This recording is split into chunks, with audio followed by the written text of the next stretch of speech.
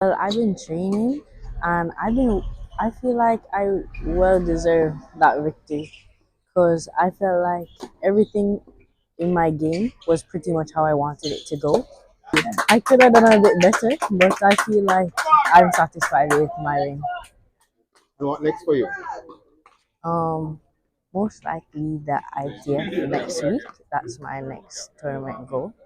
It was amazing. It's always nice playing against Xenia. I think we bring something new each time we play.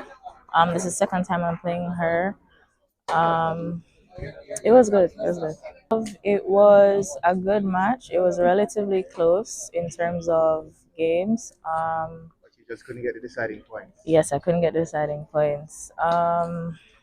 Having had an ankle injury the previous Sunday, I think I managed that well coming back and playing. I did what I needed to do, so I'm happy with that.